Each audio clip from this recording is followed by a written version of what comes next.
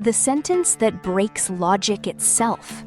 I'm about to show you one sentence, 10 words, maybe less, and by the time we're done, you won't be able to tell me whether it's true or false. Not because it's confusing, because it's actually impossible. This sentence is false. That's the whole thing. So, is it true? Is it false? Take a second. I promise it gets weirder. Let's just try it. Suppose the sentence is true.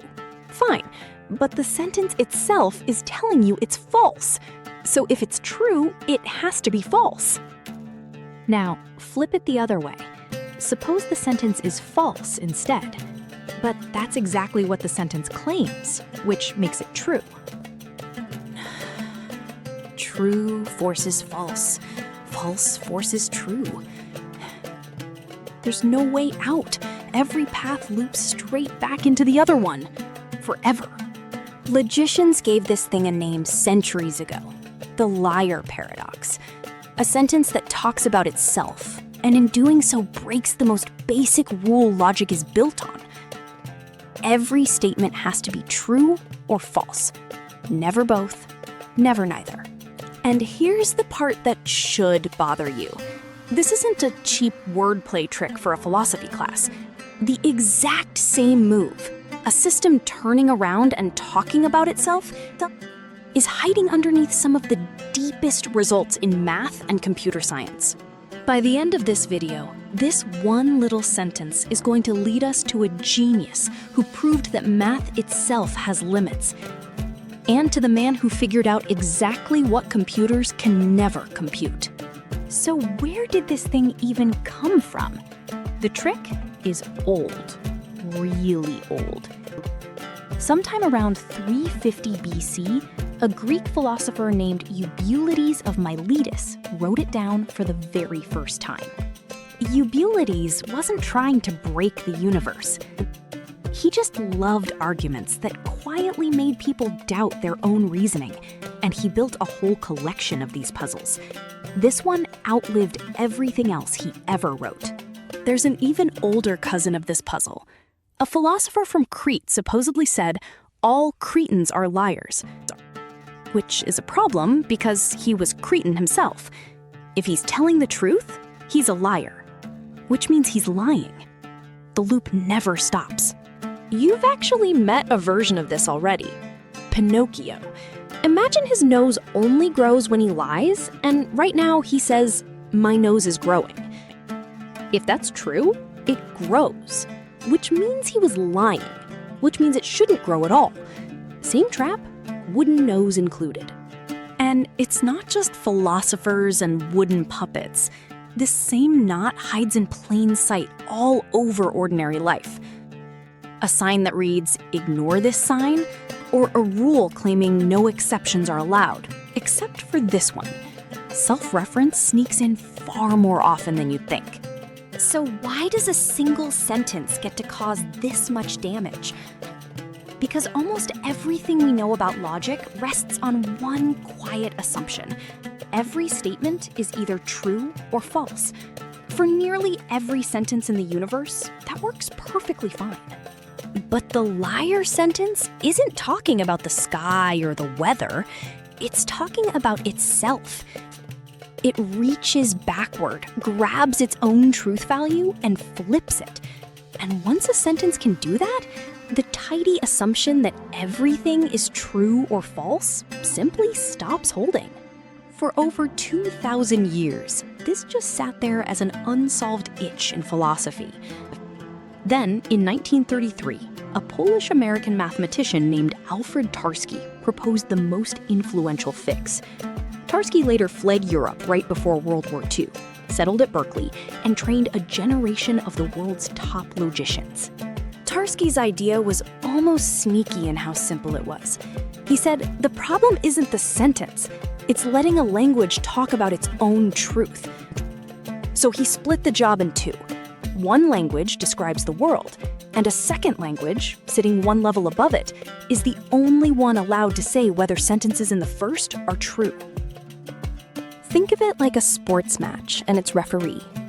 Players inside the game can almost do anything the rules allow. But only the referee standing outside the game gets to officially call a foul. A language, Tarski said, can never referee its own truth. It needs a referee one level up. It works. Force a strict separation between levels, and the liar sentence simply isn't allowed to form in the first place. Crisis solved. Except most logicians will admit it's less a solution and more a fence. It tells you exactly where not to step. It doesn't make the trap door disappear. But here's the twist nobody saw coming. That same self-referential trick turned out to be one of the most powerful tools in the history of mathematics, the moment someone stopped trying to ban it and started using it on purpose. That someone was Kurt Gödel, an Austrian logician who published his result in 1931 at just 25 years old. He'd go on to become close friends with Einstein at Princeton. Though tragically, in his later years, a paranoid fear of being poisoned meant he would only eat food his wife had tasted first. Gödel took the exact skeleton of the liar paradox and made one devastating substitution. Instead of a sentence that says, "I am false," he built a mathematical statement that effectively says, "I cannot be proven." Stop and feel how different that is. This sentence is false, destroys itself, a flat contradiction. But this statement cannot be proven, doesn't destroy itself at all. If the system could prove it, the system would be proving something false. So the system simply can't prove it. Yet from outside, we can see that it's true. Gödel had just shown that in any mathematical system powerful enough to handle basic arithmetic, there will always be true statements the system itself can never prove. Not because mathematicians aren't clever enough, because self-reference guarantees it. He took the liar's engine of destruction and used it to build an unbreakable proof about the limits of all mathematics. One of the most stunning results of the 20th century, born from the very same trick that breaks one small sentence. The self-reference trick wasn't finished yet. In 1936, a British mathematician named Alan Turing pointed the exact same weapon at something brand new, the computer. Just a few years earlier, Turing had helped crack Nazi Germany's Enigma code. Work historians say shortened World War II by years. Yet only a few years after that, he was prosecuted simply for being gay and died in 1954. Turing imagined a simple question. Could you ever write one perfect program that looks at any other program and tells you in advance whether it will eventually stop running or run forever? It sounds like a solvable engineering problem. It is not. Turing proved it with a move that's structurally the liar paradox wearing a disguise. Imagine you built that perfect checker. Now build a second, sneaky program that asks the checker about itself, then deliberately does the opposite of whatever it predicts. That sneaky program breaks the checker the exact same way the liar sentence breaks truth. No matter what the checker says, it's wrong, which means the perfect checker could have never existed in the first place. This is the halting problem, a hard limit on every computer that has ever been built or ever will. And this isn't locked away in some theory book. It quietly shapes the software running your life right now. It's why no antivirus can promise to catch every possible piece of malware just by reading its code, and why your compiler can warn you about some infinite loops, but never promise to catch every single one. Modern AI runs into a cousin of this too. Ask a chatbot something deliberately self-referential and paradoxical enough, and you can watch it stumble, hedge, or just refuse to answer. It's not really a bug. It's the same 2,000-year-old trapdoor wearing a new coat of paint. So, is there any way to just let the liar sentence be both true and false and move on? A small but serious group of modern logicians actually argue yes.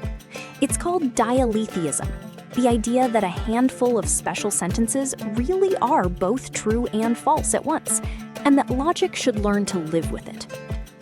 Most logicians still disagree, and the argument is far from settled. But the fact that serious thinkers are debating whether to break the truest rule in all of logic tells you exactly how deep this rabbit hole really goes. Step all the way back, and the liar paradox stops being about one weird sentence at all. It's a crack roughly 2,300 years old, running straight through the foundations of logic, mathematics, and computer science. Every time someone has tried to seal it, the crack has just shown up again, somewhere new and more important. That's really what a paradox is for. Not a trick to make you feel dumb for a minute, but a map of exactly where our tools stop working, pointing again and again at the edge of what truth, proof, and computation can actually do. So the next time someone tells you a sentence is just true or false, remember, all it takes is 10 words pointing back at themselves to bring the whole system to its knees. This sentence is false. Go ahead. Try to win that argument. You won't. If a single sentence just quietly broke your brain a little, that's exactly what this channel is for. We dig out the strange machinery hiding behind ordinary ideas and turn it into something you can actually feel, not just memorize. So if you want more of this, paradoxes, limits, the weird edges of math and computing, hit subscribe. There's a lot more waiting. Thanks for watching, and I'll see you in the next one.